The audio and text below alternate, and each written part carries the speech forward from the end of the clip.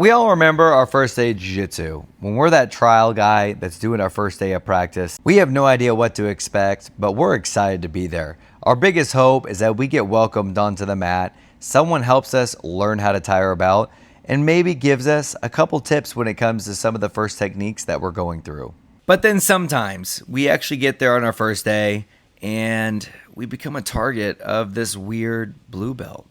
But what we really wanted was that guy before that helped us tie our belt, that really taught us what to do, and was actually patient. They didn't view us as fresh meat, they didn't have red hair, and they were actually truly helpful. So as a quick public service announcement, don't be that guy that attacks the trial guy.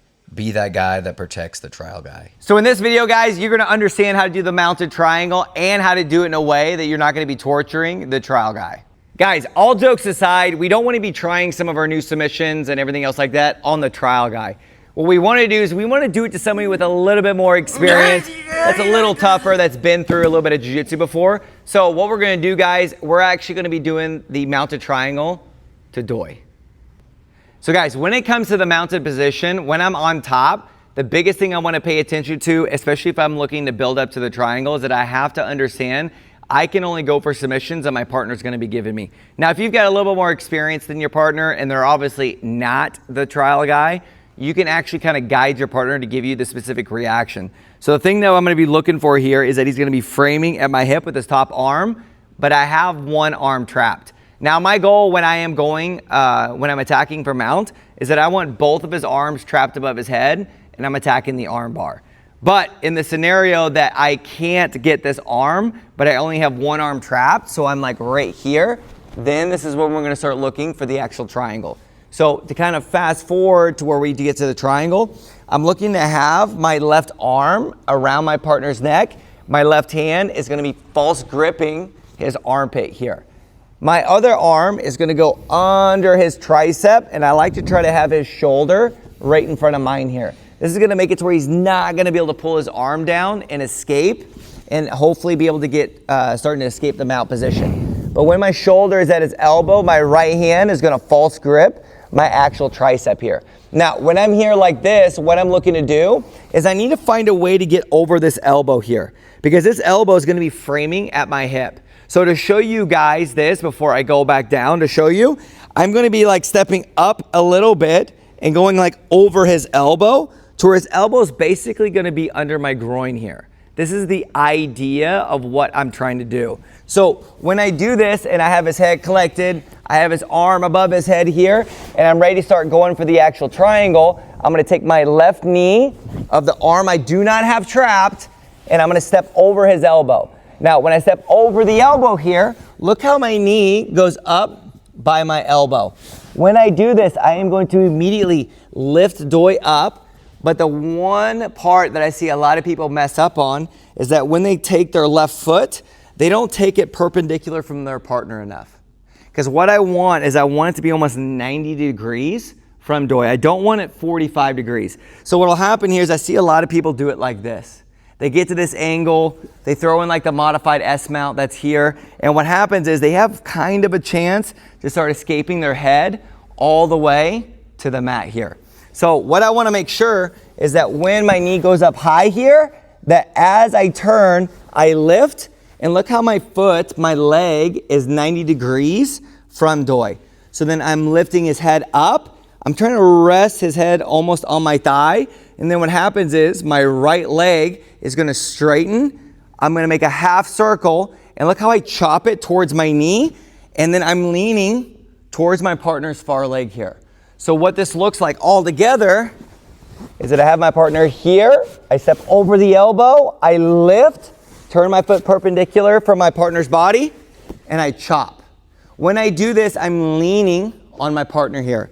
But I try to keep my hand that's controlling the armpit still false gripping the armpit here.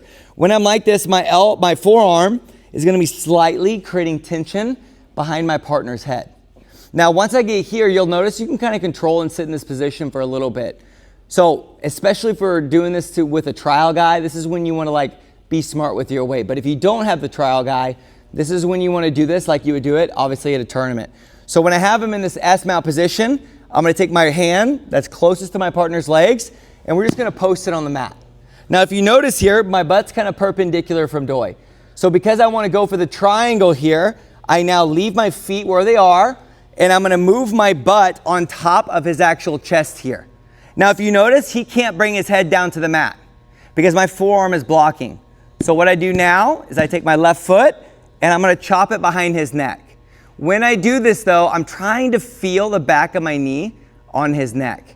So then what I'm going to do now is I drive my knee down towards the mat, but then look how my right leg is going to take over what my left hand is doing, which is keeping his tricep, his arm, from escaping the triangle. So now I pinch my knee, I take both of my hands down to the mat here. Notice how he's not getting out of this position. So depending upon your legs, you may have a hard time just kind of throwing in the actual figure 4 to triangle from here. So to make this easier, I'm going to drive my weight up to my left knee. So look how I lean away from Doi and my weight's on my left knee. I take my left foot and I put in the actual triangle here. Now the finish of this is pretty easy. I'm not going to like squeeze with my legs. In fact, you can finish this choke and put your partner to sleep without squeezing your legs at all. So what I'm going to do from here is I'm going to walk my hands towards my partner's hips. I take my arm that's closest to his legs and I hug his far hip, and then I settle my actual legs into his neck, and I'm going to sit at a nice little angle here. The triangle can be finished from a lot of different positions. Mechanically speaking, the strongest triangle you guys can do is from mount. So we're going to go over this a couple more times, but we're going to do it like it was as if it's like normal speed about what to expect.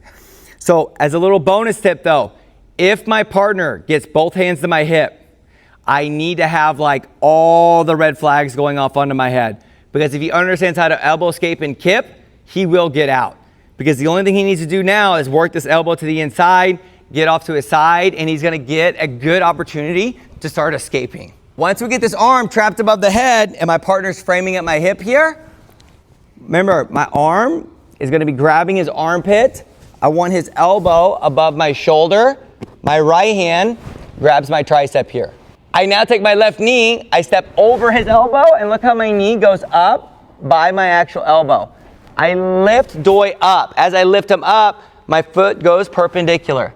So I lift and we put him into S mount here. Look how the back of my knee is really into his armpit here. Now, I want to take my butt to get both of my cheeks, the cheeks that don't get very much sunlight. And when I say very much, they don't get any at all. Yours shouldn't either. I'm going to put my right hand on the mat. I'm going to sit on my partner's chest here, taking my left leg, chopping behind his neck.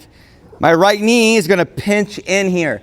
Now this arm is stuck. It's not going anywhere. Now I lean, putting both hands on the mat, putting my left knee on the mat. Now when I do this here, I lean forward. Look how I can keep my left heel curled towards my butt. He cannot get out of this position. If I ask Doi to get out, he ain't going anywhere, right? So as I do this, I lean forward, put in the figure 4. You guys can finish in 2 ways. I can just sit back here and get the tap, or if you want to display the highest level of jiu-jitsu possible, which means we are going to get the tightest choke that we can, mechanically speaking, I walk my hands towards my partner's hips, hug the far hip, and I settle my hip that's closest to Doi towards his chest.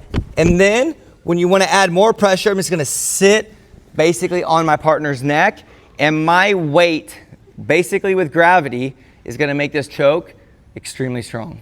Guys, if you want more help with your jiu-jitsu and you're trying to take your jiu-jitsu to the next level, regardless if you're a hobbyist, full-time competitor, or a mixture of both, make sure you guys check out the links down below. I've got a really awesome lapel guard instructional that's going to help take your jiu-jitsu to the next level, along with a free school group, guys. It's a lapel guard syndicate. If you want to join a group of guys and gals that love jiu-jitsu, that love the lapel guard, and you're looking for that step coach to take you to the next level, check out the links down below.